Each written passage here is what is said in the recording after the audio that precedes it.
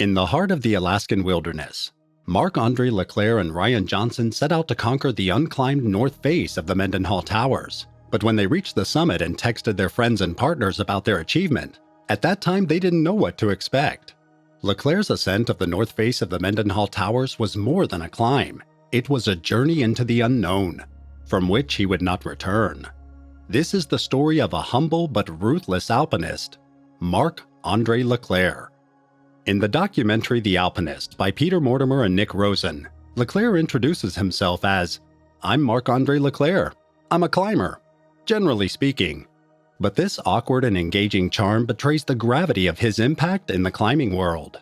Marc-André Leclerc is a name that may not be immediately recognizable in the climbing community, but make no mistake, he was one of the very best. He was known for his exceptional climbing skills and ability to handle the most challenging terrains in the world, but he preferred to stay out of the picture and chose to pursue his passion in isolation. Leclerc's brave and often lonely adventures took him to remote and formidable mountains, where only the bravest climbers rise to the challenge. He didn't climb for fame, but for the pure thrill of adventure. He was that kind of climber who let his climbing speak for itself. Marc-André Leclerc was born on October 10, 1992, in Nanaimo, British Columbia. He developed a great passion for climbing at an early age. His grandfather gave him a copy of Chris Bonington's book, Quest for Adventure. This sparked his interest. Leclerc began climbing regularly at the age of 9 at Project Climbing Gym in Abbotsford, British Columbia, where he quickly established himself as a rising star in the climbing community. He won the Canadian Nationals in 2005 and was an active member of the British Columbia Mountaineering Club throughout his high school years. In 2009, on the day of his graduation, he soloed the north face of Cheam Peak, demonstrating his exceptional climbing skills and fearlessness at a young age. Leclerc's climbing skills were exceptional. He broke Alex Honnold's speed record on the Grand Wall with a 57-minute solo and achieved a groundbreaking solo link-up with 3 routes on Mount Slessy in British Columbia in under 12 hours in 2014. He also made the first ascent records on 3 routes on the north face of Cerro Torre in Patagonia and made the first reverse traverse of La Torres. He was considered one of the most talented climbers of his generation. One of the most impressive was his first solo ascent of the Infinite Patience route on Mount Robson's Emperor Face. Leclerc wrote about this experience, describing the mountain's strong aura and how they eventually became friends. He noted how difficult it is to put such a profound experience into words, something many people can relate to, regardless of whether they climb or not. In the same year, Leclerc made his first winter solo ascent of the East Pillar of Torre Egger in Patagonia.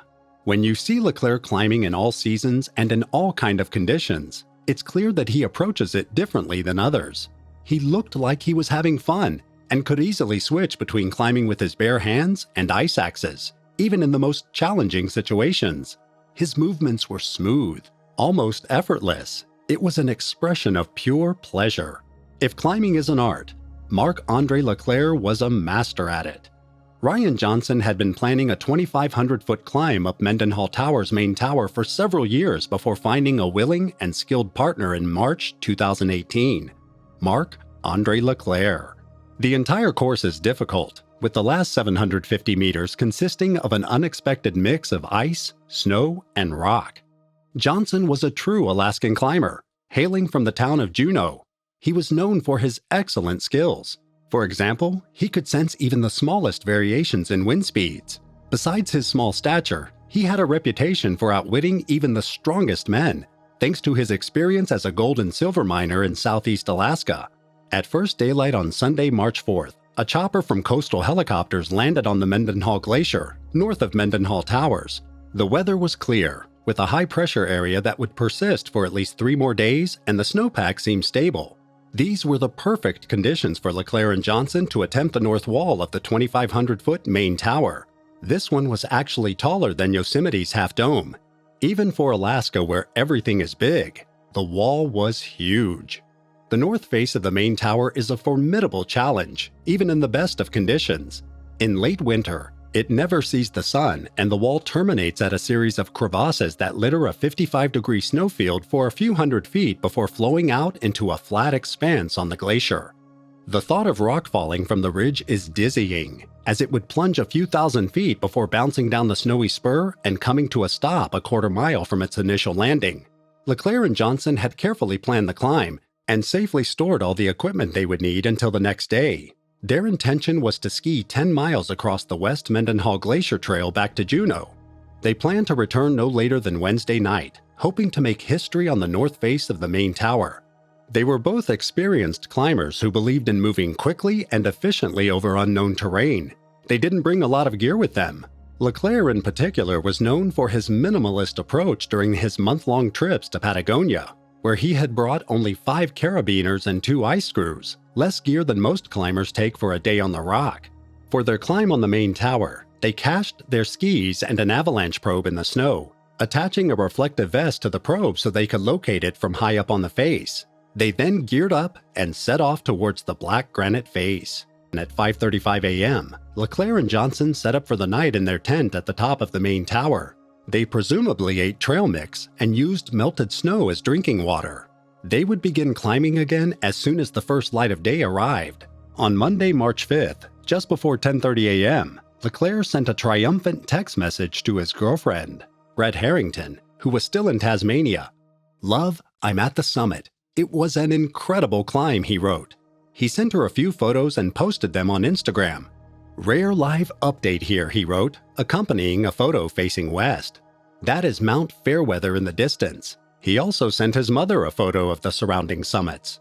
"Beautiful," she responded. "Where are you?" Meanwhile, Johnson filmed the scene to show his fiancée, who was not with him at the time. He turned in a circle in a cloudless view that stretched for hundreds of miles, a panoramic perspective of the beauty and grandeur of the Alaskan wilderness. Leclerc always called his girlfriend Harrington as soon as he was out of the mountains to let her know he was safe. But when Wednesday arrived and he didn't contact her, she began to worry. She texted him, "I hope you're making it back okay. It's been a while since your summit message." When she didn't receive a response, she called Juneau Mountain Rescue to check in. Juneau, a town of 32,000, wasn't considered a climbing destination, but the community of climbers there was small and tight-knit. Many of the JMR members knew Johnson personally. Some had climbed with him. It was Wednesday morning, March 7th, when JMR received Harrington's call. One of JMR's members had spoken with Johnson before leaving for the towers and reported that the men would not return until later that evening. Harrington thought she might be speeding, but could not shake the feeling of concern. The next day, Harrington's phone rang. It was Gabe Hayden from JMR. Her heart skipped a beat as she took the call. "Brett," Hayden said, "we found their skis." Hayden was a frequent climbing partner of Johnson's. He told Harrington that a Coast Guard helicopter from Sitka had flown to the towers and scanned the north face and surrounding glacier with an infrared camera, trying to pick up any signs of body heat. The search resulted in nothing. No bodies were found. The assumption was that Leclerc and Johnson had descended the line they had climbed and had been swept off the slope by an avalanche. When Harrington arrived in Juneau on Saturday, March 10th, the search for Leclerc and Johnson had ceased. The previous day, a Coast Guard helicopter had only made it as far as the southern branch of the glacier before the weather turned. Visibility was too low, and winds too strong to get a helicopter safely to the towers. Instead, members of JMR, stationed in the Alaska National Guard's hangar at Juneau International Airport, began compiling a timeline of events based on the text messages the men had sent from the summit. By this time, a small group of friends, family, and climbing partners of Leclerc and Johnson had gathered in Juneau. They were determined to find out what had happened to the two climbers.